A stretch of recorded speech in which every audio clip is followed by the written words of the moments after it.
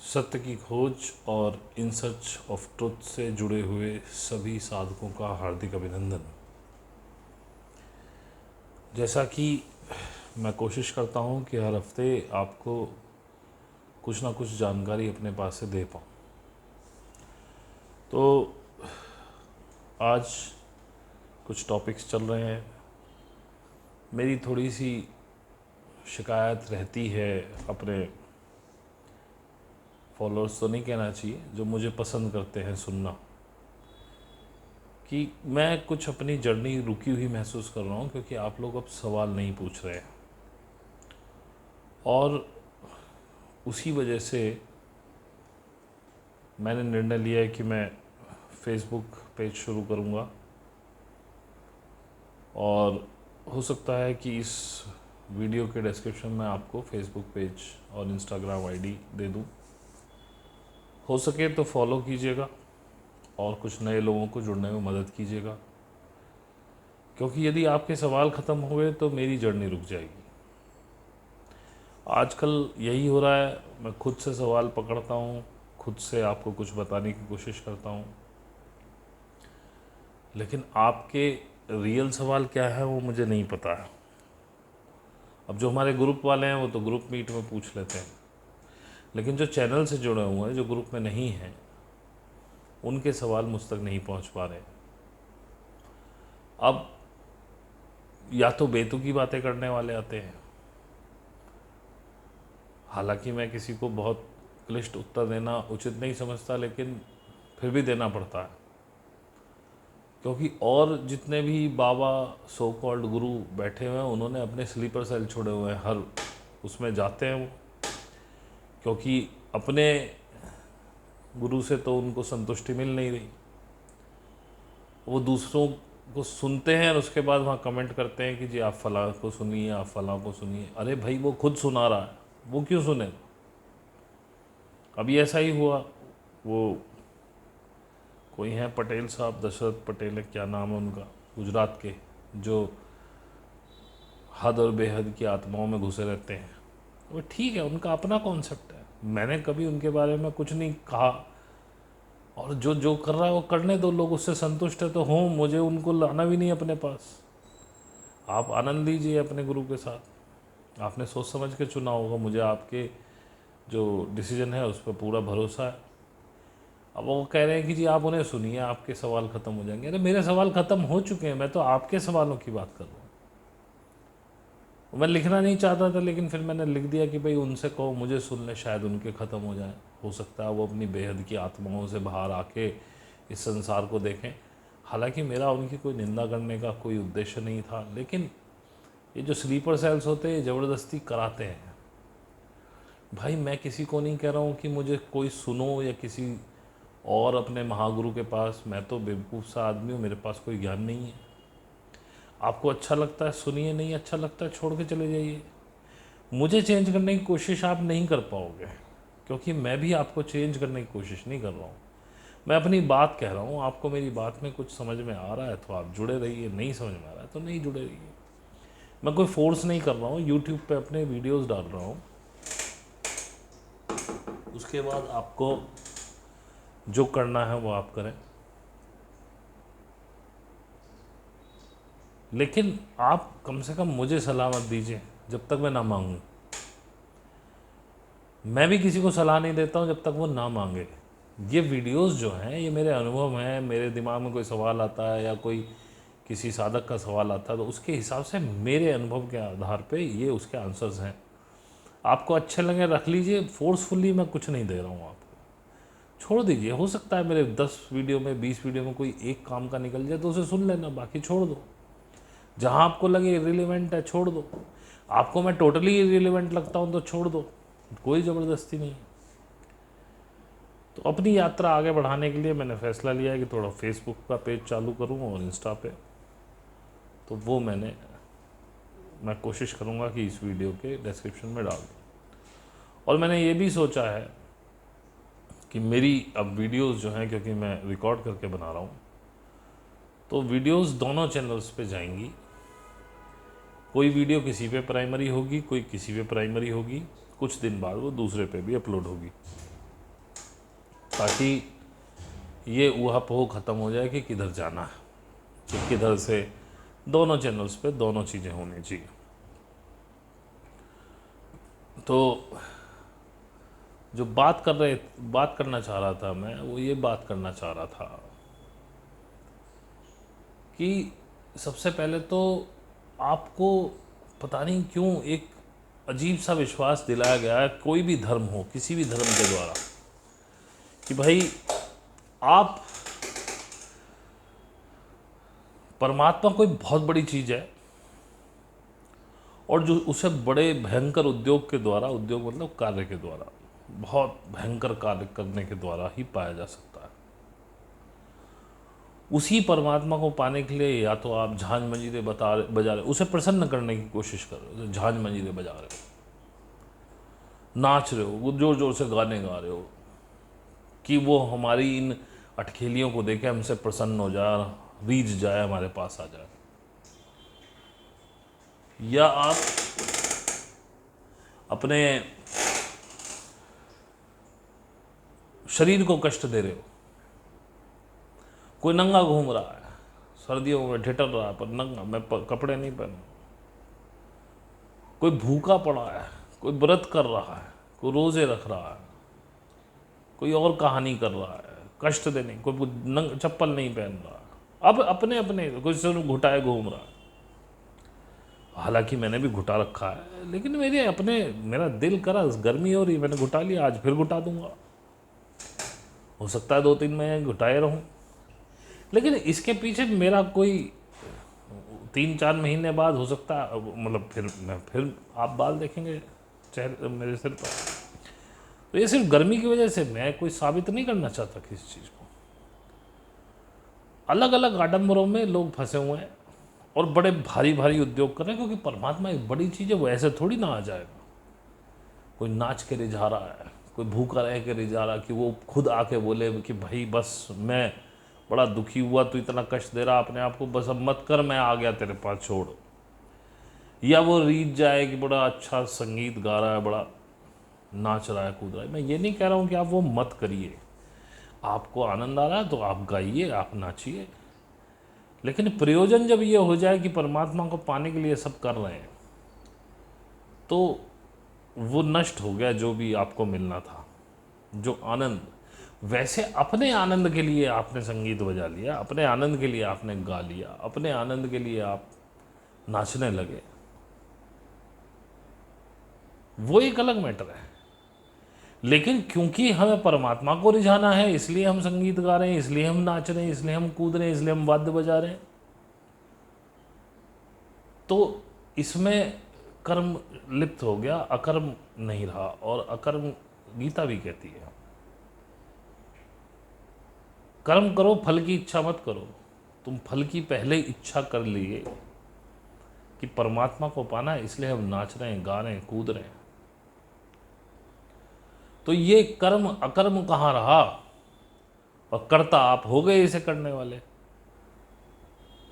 अकर्म तब होता जब आपका मन कर रहा है नाचने का, आप नाचने लगे, आपका मन कर रहा है गाने का या बजाने का, आप करने लगे। उसमें किसी को कुछ करना नहीं है, किसी उद्देश्य से नहीं कर रहे हैं, बस हमारा आनंद है कि आज हम वाद्य बजाएंगे, आज हम नाचेंगे, हमारा दिल है, हर्षित है हम। परमात्मा से उसका कोई संबंध नहीं है, क्योंकि बार बार मैं आपसे कह रहा हूं कि परमात्मा कोई और है नहीं। उपनिषदों में भी आपने पढ़ा होगा कि वह आप ही हैं, वो आप ही के अंदर समाया हुआ है, आपको अपने भीतर जाना। अब इसका भी बड़ा खेल है, बहुत लोग कहते हैं आपको अपने अंदर जाना, मैंने भी कहा है, तो आदमी सोचता है पता नहीं कौन सा द्वार है, कैसे घुसूं अपने अंदर। अरे भाई, शरीर में आप बैठे ही हुए हो, इसमें कहाँ अंदर जाओगे। इसका मतलब होता है कि अपनी इंद्रियों को अपने भीतर करो। जितनी भी हमारी इंद्री हैं, आँख है, नाक है, मुंह है, कान है, त्वचा है, हाथ है, जननेंद्री हैं हमारी, ये सारी चीज़ें बाहर की तरफ ही तो भागती हैं। आँख बढ़िया से बढ़िया देखना पसंद करती है, सुंदर चमकीली चीज़ें। कान अच्छी शब्द सुनना पसंद करते हैं और मधुर संगीत आदि जो कर्णप्रिय, कर्णप्रिय शब्द भी यही है कि जो कानों को अच्छा लगे। नाक अच्छी अच्छी सुगंधें सूंघना पसंद करती है। मुंह, ये जीवा हमारी एक इंद्री है, अच्छे अच्छे टेस्ट करना पसंद करती है। आप गर्म पानी को नहीं छूना पसंद करते, बहुत ज़्यादा ठंडी बर्फ़ को भी आपको जो मध्यम चीज़ है, ये भी आप देखिए, स्पर्श करें तो बहुत गर्म बहुत ठंडा ना हो, मध्यम हो, ना बहुत गर्म हो ना बहुत ठंडा हो। सर्दी हो तो हल्का सा गर्म हो, गर्मी हो तो हल्का सा ठंडा हो, जो आनंद देने वाला हो। लेकिन इंद्रियां बाहर भाग रही हैं सारी, इनको अपनी तरफ मोड़ना। अब आंख अपने आप को तो देख ही नहीं सकती कभी भी। अगर आपके सामने दर्पण ना हो तो आप अपनी तरफ देख ही नहीं सकते। आप कभी खुद को नहीं देख सकते। आप अपने हाथ पैर ये देख सकते हैं, आप अपनी पीठ नहीं देख सकते, आप अपना चेहरा कभी नहीं देख सकते अगर दर्पण ना हो। तो अपने अंदर कैसे मोड़ेंगे? आंख के अंदर को घुसा लेंगे क्या? नहीं। अपने अंदर मुड़ने का मतलब ये है कि आपका ध्यान हो कि मैं इन आँखों से क्या देख रहा हूँ। आपके सामने कुछ भी आ गया और आप देखते चले गए, ऐसे नहीं। जो मैं देख रहा हूँ, क्या ये देखने की चीज़ है? क्या ये मुझे देखना चाहिए?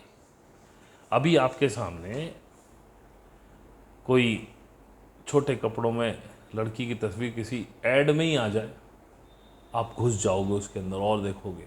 अगर आपका ध्यान हो ये मैं क्या देख रहा हूँ, ठीक है उसने कम कपड़े पहने हुए, लेकिन मुझे नहीं देखना चाहिए, ऐसा इस्लाम में हदीसों में कहा गया है। और मैंने देखा भी है, एक बड़ा फुटबॉलर है, नाम मैं नहीं जानता, मुस्लिम है, एक मैंने बॉक्सर को भी देखा, तो उसने जीत लिया मैच, तो जो एंकर आई वो छोटे छोटे कपड़ों के साथ, तो वो मैंने देखा वो आँख नीचे, उसका ध्यान है अपनी निगाहों पे, क्या देखना है क्या नहीं देखना। ये सिर्फ एक एग्जाम्पल बता रहा हूँ, खाली लड़की नहीं, ऐसी बहुत सारी चीज़ें जो नहीं देखने की होती हैं। कानों में क्या सुन रहा हूँ मैं? आप कहीं बैठे हैं, दो लोग आपस में अपन, मान लीजिए आप ऑफिस में ही हैं, आपके कलीग्स बॉस की निंदा कर रहे हैं, अब आप भी रस लेने लगे उनकी सुन के। अगर आपका ध्यान हो, आप वहाँ से उठ जाएं कि मेरा इससे कोई मतलब नहीं, क्योंकि आप कुछ कर नहीं रहे हैं, तो सब हो रहा है अपने आप, तो वहाँ से आप निकल जाए।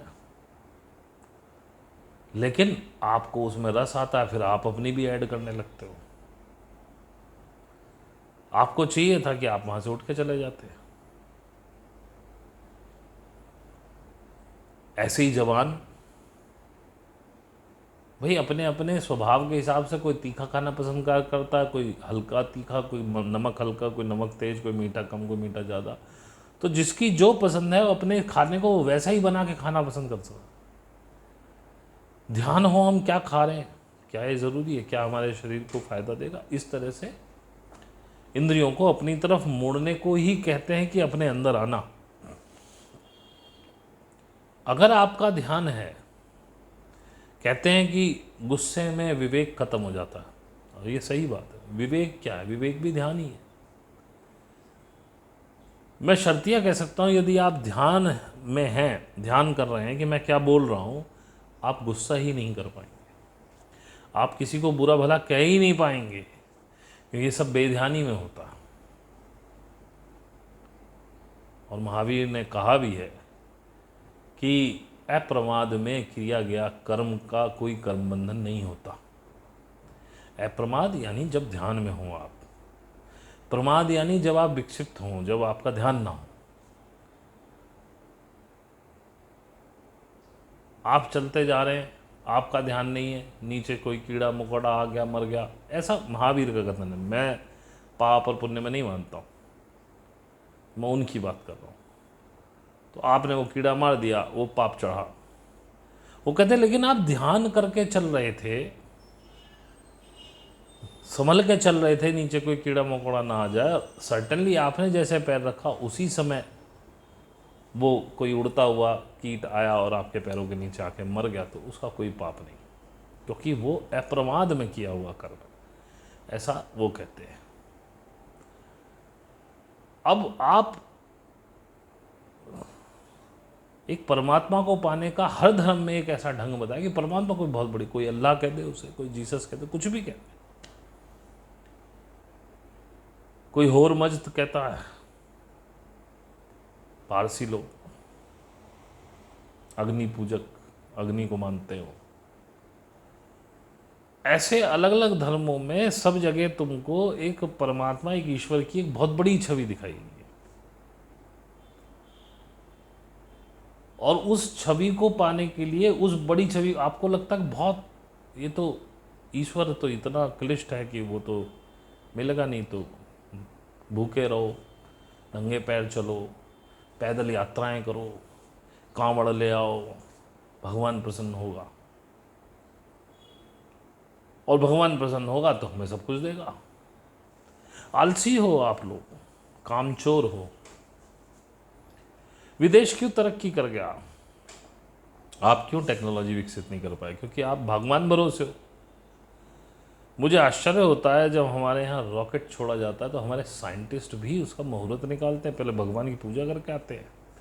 मैं किसी की आस्था से कोई मतलब नहीं है मेरा, आपकी भगवान में आस्था हो ठीक है, लेकिन इसका मतलब आपको अपने ऊपर भरोसा नहीं है। आपने मेहनत से अपना रॉकेट बनाया, उसकी टेक्नोलॉजी सारी टेस्ट की है, आपको भरोसा नहीं है वो उड़ेगा, तो अभी भगवान से कह रहे हो भगवान कोई गलती हो गई हो तो इसे सेट कर लेना। भगवान पहली बात तो कहीं है ही नहीं।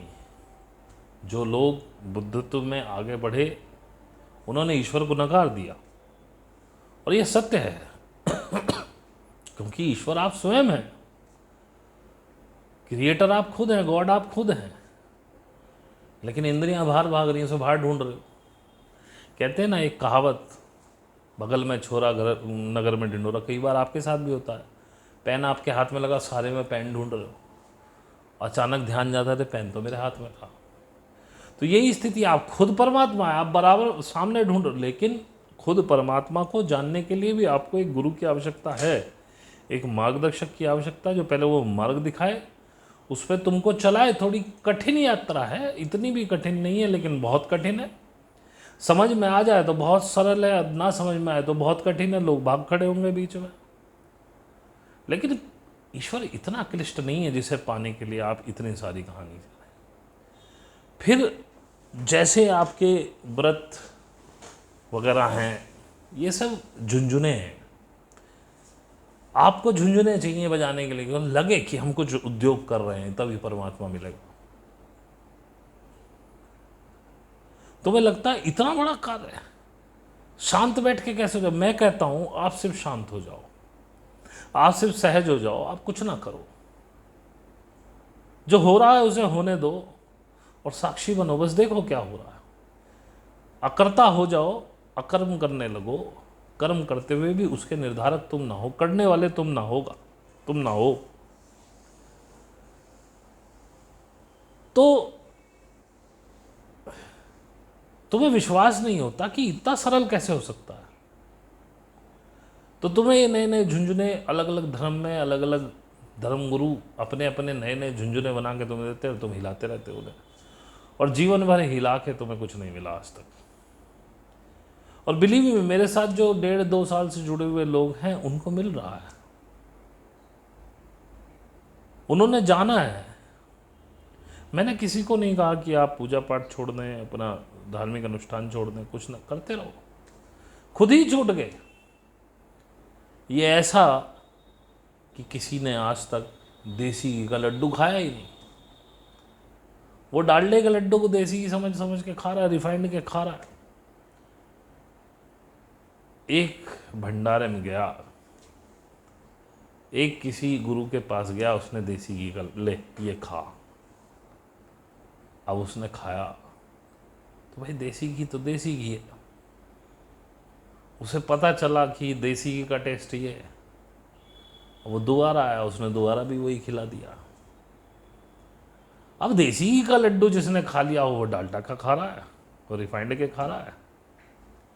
तो ये खुद ब खुद ही आप स्वयं ही छोड़ देते हैं जब आप सही रास्ते पे आ जाते हैं, और वो देसी घी का लड्डू, वो वाइब्रेशंस आपको छूने लगती हैं, आपको लगता है हम क्या कर रहे थे। लेकिन मेरा किसी से कोई आग्रह नहीं होता कि आप कुछ छोड़ दीजिए। हाँ, ये तो आग्रह मेरा होता है कि आप डिटैचमेंट में आइए और यूनिवर्स को सरेंडर। अब सरेंडर करना किसी को नहीं आता। 1.5-2 साल से लोग लगे हुए मेरे साथ, वो भी कुछ कर पा रहे हैं, कुछ नहीं कर पा रहे। तो ये मैं सिखाता हूँ, ये मेरा कार्य है कि आपको सिखाऊं कि सरेंडर कैसे होता है, साधना कैसे होती है, ध्यान कैसे होता है। ये मेरा कार्य है। इसके लिए आप दूर से बैठे ज्ञान ले ही नहीं सकते, और जो ले रहे हैं वो अपने आप को धोखा दे रहे हैं। खैर, आपकी अपनी मनसा है, आपको सीखना नहीं सीखना है तो आपने डिसाइड करना है। मेरा कार्य है, मुझे जो यूनिवर्स ने दिया है, मैंने कहीं कोई पैसा खर्च नहीं किया, मेरा कोई गुरु नहीं। ऐसे कहने को बहुत गुरु हैं, बहुत लोगों से बहुत कुछ सीखने को मिला। जिन लोगों ने धोखा दिया उनसे भी बहुत कुछ सीखने को मिला। तो पहली बात तो ये जान लो कि परमात्मा को पाना कोई मुश्किल नहीं है। अब आप सोचें, आपके घर का कोई मुखिया है, मान लीजिए आपके दादाजी हैं, वो मुखिया हैं और सारी पावर उनके हाथ में है। तो क्या आपको अपने दादाजी से कुछ मांगने के लिए, जैसे मान लीजिए आज आपका टॉफ़ी खाने का मन कर रहा है, आइसक्रीम खाने का मन कर रहा है, तो क्या पहले आप भूखे रहते हैं और दादाजी को पता चले वो भूखा है कल से, तो पूछते हैं बेटा क्यों खाना नहीं खाया? बोले मुझे आइसक्रीम खानी थी। तो बोले अच्छा ठीक है, तू अभी एक काम कर, एक दिन और भूखा रहे, तब आइसक्रीम के बराबर का हो जाएगा तेरा कर्म। क्या कभी ऐसा करते हैं वो? क्या दादाजी को पहले नाच गा के रिझाना पड़ता है कि दादाजी कहें भाई वाह बड़ा सुंदर नाच था, बता क्या मांगता? बोले आइसक्रीम खानी। अच्छा ले पैसे ले जाए। या कह दे भाई अभी आइसक्रीम का रोवर का डांस नहीं हुआ, कल और करियो तब खिलवाऊंगा। होता कभी ऐसा? आप सीधे चले जाते हैं, दादाजी हमें आइसक्रीम खिला दो, और दादाजी बड़े प्रेम से कहते हैं अच्छा बेटा ये लो पैसे ले जाओ, या मंगवा के देते हैं, या पैसे ले जाओ खा लो। ऐसा ही परमात्मा है, वो आप सबका पिता है। आप जब जब उससे जो जो मांगते हो वो हमेशा देता है, लेकिन आपको लगता है कि वो दे नहीं रहा क्योंकि आप पे मांगना नहीं आता। वो मैं कई बार कह चुका हूं। आप गलत चीज़ें मांगते हो, गलत चीज़ तुरंत दे देता है। वो इतना प्यार करता है, वो आपसे ये भी नहीं पूछता। हो सकता है आपके दादाजी पूछ लें कि भाई बेटा किस लिए चाहिए पैसे, अगर पैसे मांगे।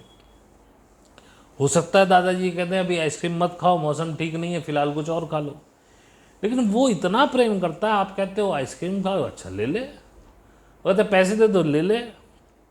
वो कहते पुत्र दे दो, ले ले। बीवी दे दो, ले ले। जॉब दे दो, ले ले। लेकिन तुमसे मांगना नहीं आता। ये सारा एनर्जी और ऑरा का खेल है, जिसे लॉ ऑफ अट्रैक्शन भी बोलते हैं। लॉ ऑफ अट्रैक्शन सिखाने वाले बहुत है, छोटे छोटे मेडिटेशन करा के बड़े बड़े पैसे ऐंठ रहे हैं तुमसे। लेकिन मैं कहता हूं कि लॉ ऑफ अट्रैक्शन तब काम करता है जब तुम्हारे अंदर की वाइब्रेशन चेंज हो। और वो वाइब्रेशन कैसे चेंज होंगी, कैसे आपको सही चीज़ मांगनी है, क्या करना पड़ेगा कि आपको वो खुशी दे दे, संपन्नता दे दे, पैसा दे दे, नौकरी दे दे। हालांकि ये बड़े टुच्चे विषय हैं, मांगने की चीज़ें नहीं हैं, क्योंकि जो मैं सिखा रहा हूँ उसमें तो ये सब अपने आप ही ठीक हो जाएगा। लेकिन फिर भी यदि आपको कोई आवश्यकता होगी तो वो भी मैं बताऊंगा कि कैसे करना है, वही सिखा रहा हूँ। और ये पूरा जो संसार है ये डुअलिटी पे ही चलता है। डुअलिटी ना हो तो किसी भी चीज़ का कोई महत्व नहीं है। अब आप सोचिए, आपने एक बहुत बड़ा बंगला बना लिया, अब आपके आसपास भी वैसे ही बंगले हैं, तो आपने क्या खास किया? मज़ा नहीं आया, इतना पैसा खर्च हो गया, फिर भी मज़ा नहीं आया, मन को संतोष नहीं हुआ। लाखों करोड़ों रुपए खर्च हो गए, मेरे बराबर में भी वैसा ही बंगला है, मेरे को कोई देख ही नहीं रहा कि मैंने इतना कर दिया। या आपने बियाबान में एक बंगला बना लिया, आसपास कोई है ही नहीं। अब उस बंगला बनाने का आनंद खत्म हो गया, क्योंकि बंगले का आनंद जब ही है जब आसपास कम से कम छोटे मकान या झोपड़े हों, तो हर आता जाता आदमी आपके बंगले को देखे, वाह क्या चीज बनाई, अब आप संतुष्ट हुए। एक बहुत सुंदर अभिनेत्री है, मान लीजिए, बहुत सुंदर है, अभिनेत्री है, लेकिन उसकी प्रशंसा करने वाला कोई नहीं है। वो कहीं जा रही है, लोग है ही नहीं, है बहुत सुंदर है, तो बेकार हो गया उसका सुंदर होना, अभिनेत्री होना बेकार हो गया। जैसे कि राजा तो है लेकिन प्रजा नहीं, अब राजा होने का कोई महत्व नहीं रहा जब तक कि 4 आदमी उसके चरणों में ना झुकें, 10-20 फरियादी ना हो जो मांगने आए, 10-20-50 अपनी समस्या सुलझाने ना आए, तो राजा होने का महत्व खत्म हो गया। काहे का राजा, कर क्या रहा है, इसको 4 आदमी नहीं जानते, आते ही नहीं इसके पास लोग, क्योंकि प्रजा ही नहीं है। अब हमारे मोदी जी इतना उद्योग कर रहे हैं, इतना झूठ सच बोल के लोगों को रिझा रहे हैं तीसरी बार आने के लिए। फकीर होता तो कहते ठीक है 2 बार बन गया, छोड़ो, आनंद आ गया, लोग सलाम ठोकते, बड़ा अच्छा लगता है, महंगे महंगे कपड़े, महंगी महंगी गाड़ियाँ, फिर हिंदुस्तान जैसे देश का राजा जिधर जा रहा है मोदी जी मोदी जी, सारी सरकारी मशीनरी सलाम ठोक रही है। बस इसी बात का आनंद है, राजा होने में कोई आनंद नहीं है। अगर ये सब हटा लो तो काहे का राजा। हर चीज में द्वंद्व है,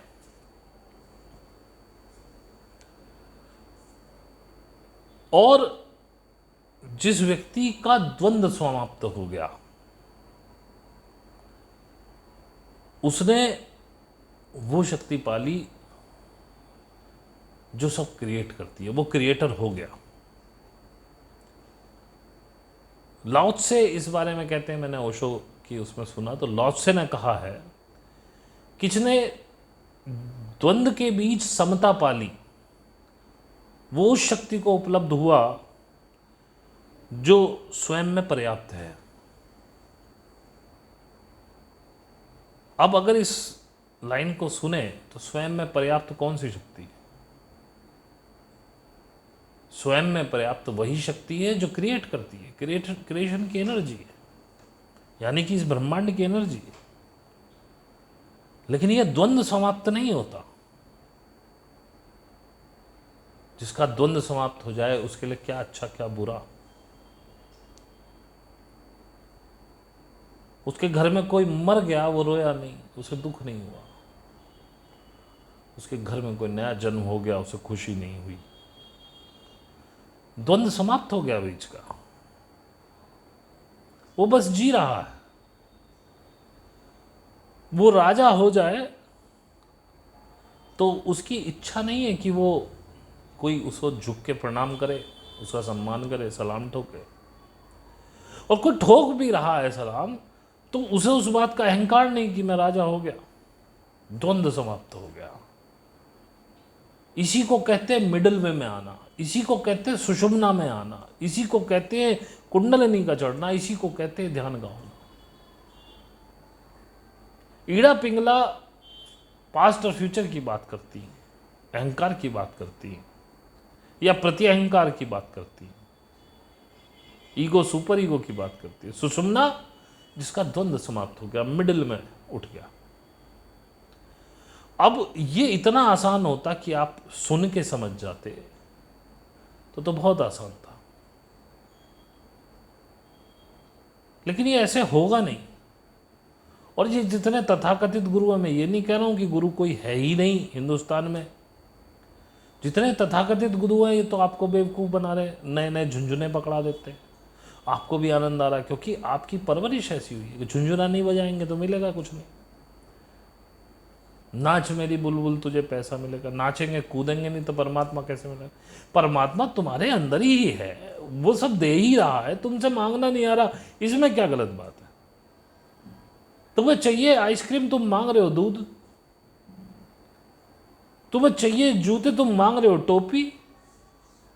और जब वो टोपी देता तुम कहते हमने टोपी कब मांगी थी, हमने जूते मांगे थे, हमारे किसी काम की नहीं। तुम्हें क्या पता कि तुम टोपी ही मांग रहे थे। और जिसका द्वंद्व समाप्त हो गया वो दूसरों पर निर्भर नहीं रहता। वो अगर खूबसूरत है तो है, वो बदसूरत है तो है, ना उसे बदसूरत होने में कोई प्रॉब्लम है, ना उसे खूबसूरत होने में। खूबसूरत की वो प्रशंसा नहीं करवाना चाहता और बदसूरत की वो निंदा नहीं करवाना चाहता। लेकिन बदसूरत होने पे निंदा मिले तो भी वो उसे ऐसे ही स्वीकार करता है सहर्ष, और अगर कोई उसकी प्रशंसा कर दे तो भी सहर्ष स्वीकार करता है, क्योंकि द्वंद्व उसका समाप्त हो गया। बुद्ध पुरुषों की शांति दूसरों की अशांति पर निर्भर नहीं है। जैसे कि तुम पंडित के पास क्यों जाते हो? क्योंकि तुम्हें लगता है कि हमारे पास ज्ञान नहीं है, और यदि अज्ञानी ना हो तो पंडित का होना बेकार है। अगर सारे ही पंडित हो जाए फिर पंडित को कौन पूछेगा? पंडित तो चाहता है कि आप अज्ञानी रहो, लेकिन ज्ञानी कभी नहीं चाहता कि आप अज्ञानी रहो। क्योंकि जिसका ज्ञान अज्ञानियों पर निर्भर रहे तो वो ज्ञान, उसका ज्ञान ज्ञान नहीं है, वो सिर्फ जानकारी है। जैसे कि आप स्कूल में पढ़ने जाते हो टीचरों से, आपके बच्चे पढ़ते हैं, आप भी पढ़ते हो, कभी पढ़े थे। तो जब आप दूसरी क्लास में आए, दूसरी क्लास का आपको कुछ नहीं पता था, तो टीचर ने आपको जानकारी दी, वो ज्ञान नहीं है। उसे कैपेबल बनाया पूरे साल में कि आप दूसरी क्लास के लायक हुए।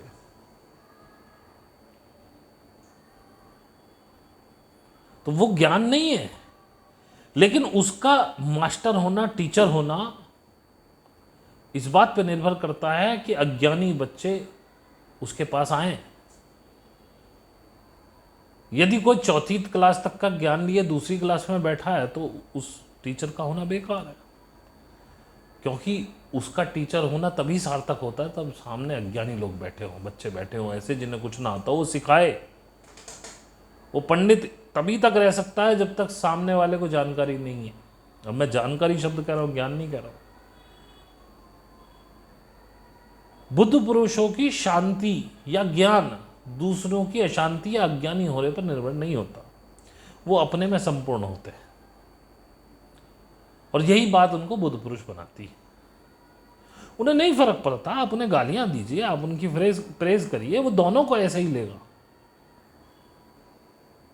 आप उनकी प्रशंसा कीजिए, वो फूला नहीं समाए, ऐसा नहीं होगा कि वो फूला ना समाए, वो नॉर्मल रहेगा और वो स्वीकार भी कर लेगा उसे बहुत सहज भाव से। आपने उसकी प्रशंसा करी, वो सहज स्वीकार कर लेगा। आपने उसे गाली दी, वो प्रतिकार नहीं करेगा, उसे भी स्वीकार कर लेगा और एक बार अपने अंदर झांक के देखेगा ये सही तो नहीं कह रहा। तो बुद्ध वही है। बुद्ध पुरुषों के सानिध्य में आप ज्ञान पाते ही हैं, वो बांटता नहीं, वो जानबूझ के बांट नहीं रहा है।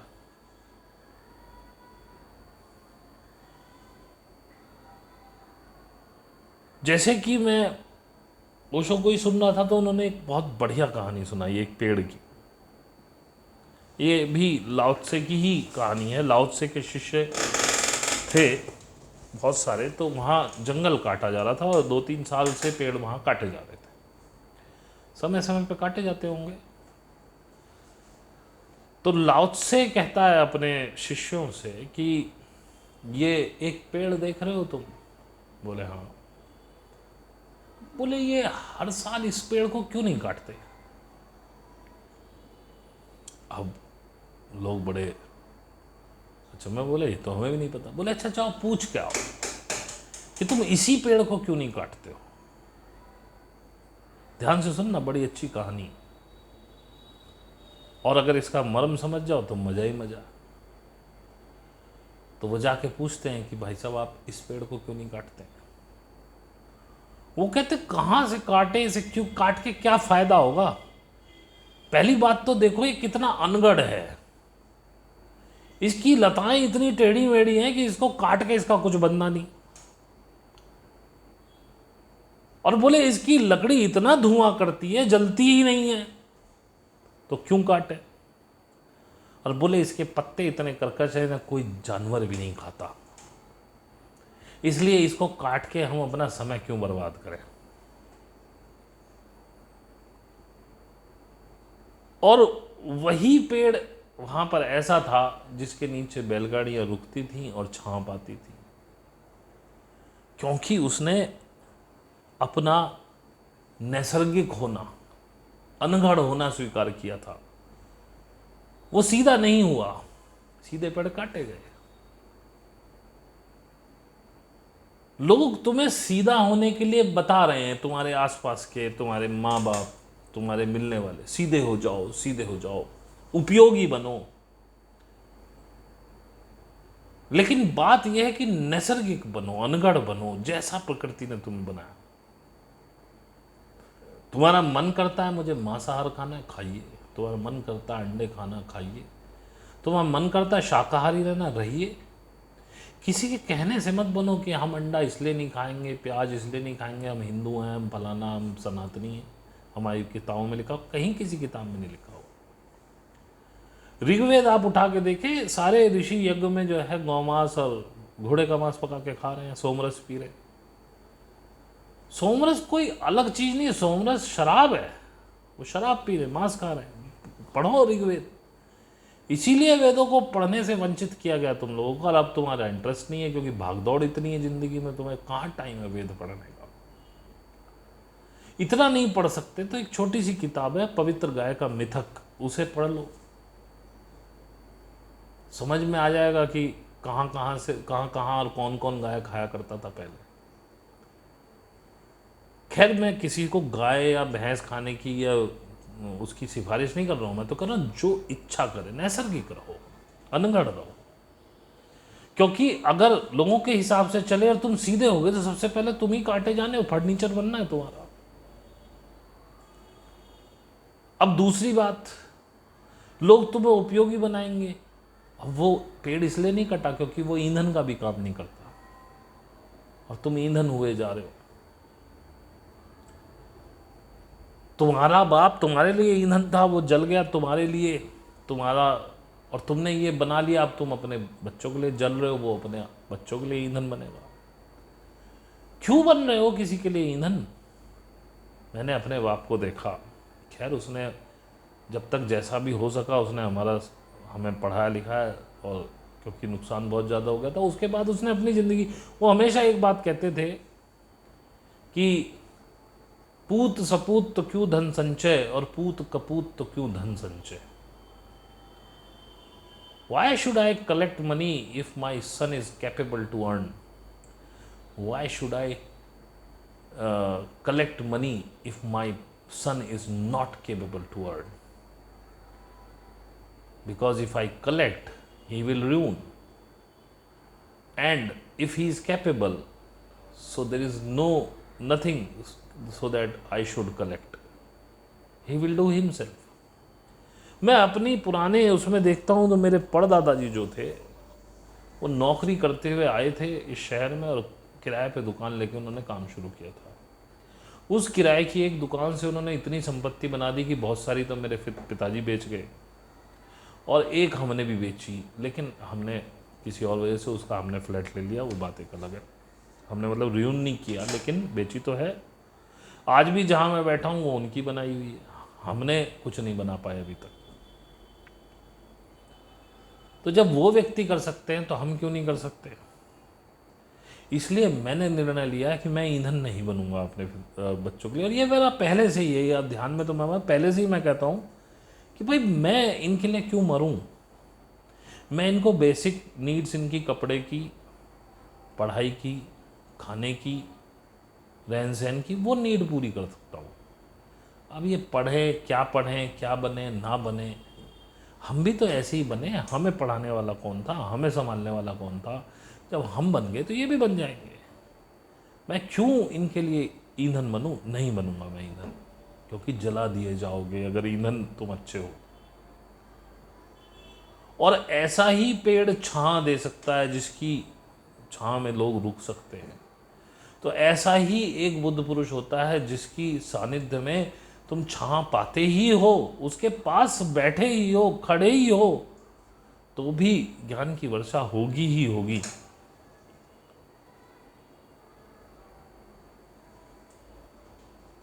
और अभी कल मीट में मेरे से अनुराधा ने क्वेश्चन पूछा था कि शून्यता क्या है। ओशो कहते हैं शून्य में जाना है। तो अनुराधा, तुम्हारे सवाल का अगर मैं एक लाइन में उत्तर दूं तो द्वंद्व से निकल जाना। द्वंद्व से कैसे निकलोगे, मैंने कल भी समझाया था कि विचार शून्य हो जाओ, प्रेजेंट में जीने लगो, और हर परिस्थिति को स्वीकार करना आ जाए। किसी भी परिस्थिति के प्रति तुम्हारे अंदर से कोई विरोध ही ना हो, अच्छा है तो भी ठीक है, बुरा है तो भी ठीक है। तो द्वंद्व से निकल जाना ही शून्य को प्राप्त करना है, ये मैं कह सकता हूं, सिंगल लाइनर। लेकिन एक बात है, जैसे मुझे दुख होता है, हालांकि मेरे पास जो ग्रुप में लोग हैं वो सीरियसली सुनते हैं, अच्छा भी लगता है, कर भी रहे हैं मेहनत। अब किसी से नहीं हो पा रही है तो हर एक की यात्रा है, किसी की धीरे चलती, किसी की तेज चलती, वो उनके अपने पुराने जन्मों के जो पैटर्न्स जो वो लेके आए हैं उसके हिसाब से है। लेकिन मैंने देखा कि ओशो भी एक, उसमें मैंने सुना बड़े परेशान रहते थे अपने सो कॉल्ड अनुयायियों से। वो कहते हैं कि मैं अगर 3 दिन मुल्ला नसरुद्दीन के चुटकुले नहीं सुनाता तो मेरे पास पत्र तक आ जाते कि आपने 3 दिन से मुल्ला नसरुद्दीन का जिक्र नहीं किया।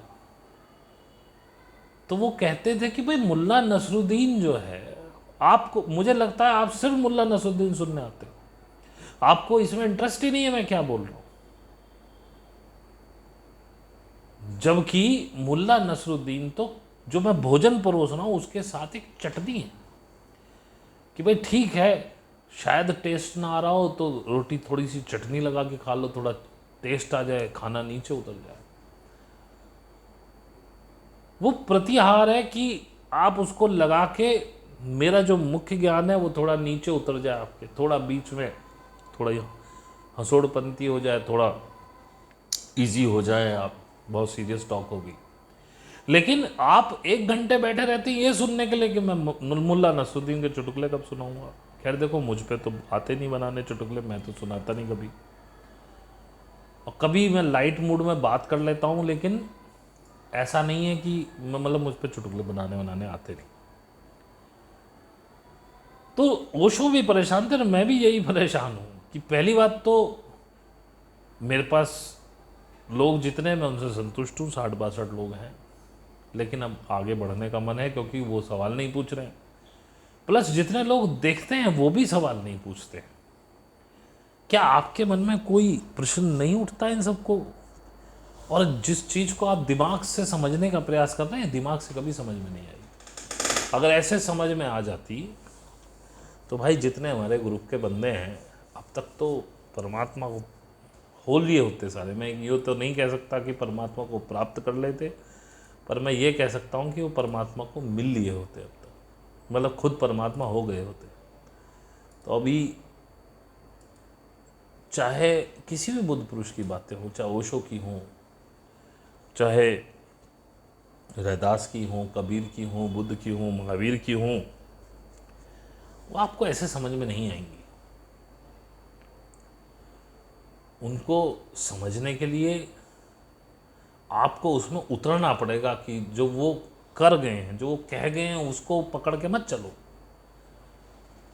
और एक प्रश्न और भी उठा कल हमारी मीट में, उन्होंने कहा कि क्या बात थी वो, हाँ, कि ओशो ने कहा है और आप भी कहते हैं कि जिंदा गुरु, पिछले लाइव में जो था मैंने बोला था कि जिंदा गुरु को पकड़िए। तो उन्होंने कहा कि जिंदा गुरु से क्या मतलब, मैंने कहा अब देखो, मैं आपको फॉर एग्जांपल बता रहा हूँ, मैं किसी की निंदा नहीं कर रहा हूँ किसी टेक्निक की। ये माना जाता है कि बुद्ध ने विपස්සना दी, क्योंकि जो भी बुद्ध पुरुष कोई टेक्निक देगा तो वो बुद्ध बनाने की देगा, आपको भी बुद्ध बनाएगा। आपको अपने समकक्ष आने की वो टेक्निक होती है। तो विपස්සना 3000 साल से चल रही है, उसके बाद विपश्यना से कितने बुद्ध पैदा हुए?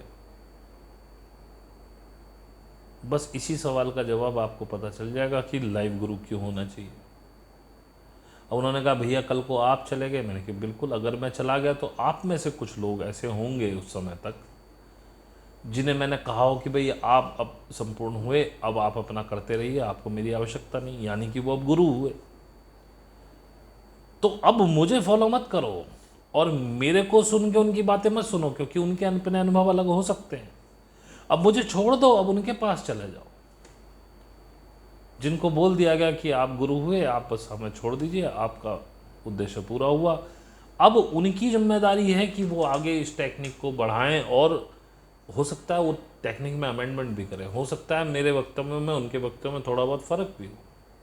तो ये मत सोच के चलो कि हमें अनुराग जी ने तो ये बताया था और आप ऐसा क्यों कह रहे हो। नहीं, वो अनुराग जी के साथ अनुराग जी की बातें चलेंगी, ओशो के साथ ओशो की चलेगी। हाँ, बातें लगभग सिमिलर होती हैं। बहुत से लोग मेरे से भी कह सकते हैं, मेरे लिए कहते भी हैं कि आप ओशो की कॉपी करते हैं। अब भाई अगर सूरज पूरब से उग रहा है तो हर व्यक्ति यही करेगा, कहेगा ना पूरब से उग रहा है। बात कहने के तरीके अलग अलग हो सकते हैं, एग्जाम्पल्स अलग अलग हो सकते हैं, लेकिन बात तो वही रहेगी ना। कौन कह देगा कि सूरज उत्तर से उगता है? तो जो यूनिवर्सल ट्रूथ है वो तो सभी के सेम रहेंगे। बात कहने का, समझाने का तरीका, किसी चीज़ को कराने का तरीका छोटा मोटा इधर उधर हो सकता है। तो ओशो जैसा इतना साफ व्यक्ति जो अपने मरने से पहले ही कह गया था कि यदि मैं मर गया तो मेरी टेक्निक ख़त्म हो जाएगी, फिर आप किसी और जिंदा गुरु की तलाश करना, मेरी टेक्निक से मत करना। लेकिन लोगों में अकल नहीं है, लोग भेड़ चाल की तरह। मैं ये भी नहीं कह रहा हूँ कि आप ओशो आश्रम मत जाइए, मैं खुद कह रहा हूँ जिस ओशो के लिए आप वहाँ जाते हो उस ओशो की बात सुनिए। मैं ये भी नहीं कह रहा हूँ कि मेरे पास आइए, समझ में आए तो आइए, नहीं समझ में आए तो दूर रहिए, मुझे कोई आवश्यकता नहीं है। क्योंकि मैं बिना मतलब की फ्रस्ट्रेशन में नहीं जीना चाहता हूँ, इसीलिए मैंने पैसे लेने शुरू करे। पैसा लेने से सीरियस लोग मेरे पास आए, ऐसे भी लोग आए जो पैसा देने के कैपेबल हैं, मुझे पता था, और वो पैसे कम दे रहे थे। और फिर मैंने उन्हें कहा कि भाई आप कैपेबल हैं, आप पूरा पैसा दीजिए। बोले नहीं, हम पूरा तो नहीं देंगे तो जाओ। मैंने हटा दिया उनको। तो मुझसे ही झूठ बोल के आगे बढ़ रहे हो। मैंने आपसे बोला मेरी 1000 रुपीज़ फीस है, उस समय मैं कहता था कि भाई किसी की बस की ना हो तो वो कम दे दे। लेकिन मेरे को 2-4 ही ऐसे मिले जिनकी कम थी, कम देने वाले थे और श्रद्धा पूरी थी, बाकी तो सब बकवास ही मिले। तो मैंने कहा अब मैंने वो सिस्टम ही ख़त्म कर दिया। 1000 रुपये पूरे चाहिए भाई, मैं पूरी मेहनत कर रहा हूँ, तेरे बस की नहीं है तो मत सीख, नहीं तो कहीं से भी ला। अगर तेरा इच्छा है तू डाका डाल के ला, चोरी करके ला, मुझे नहीं पता। सीखना है तो मेरी फीस पूरी दे दे, बस बात खत्म। और तेरे बस की नहीं है पैसे खर्च करने तो मत सीख। 1000 रुपीज़ कोई बहुत बड़ी फीस नहीं है। तो फिर तू पैदा ही उस स्थिति में रहने के लिए हुआ है, तो तू अपनी स्थिति चेंज मत कर, तू मौज ले। या तू भाई वीडियोस देखता रहे, तेरे को समझ में आ जाए तो कर ले, फ्री में तो यही मिलेगा। हालांकि मैं बहुत कड़वी बात कह रहा हूँ, लेकिन ये कड़वाहट तब आती है, ये मेरे एक्सपीरियंस की कड़वाहट है।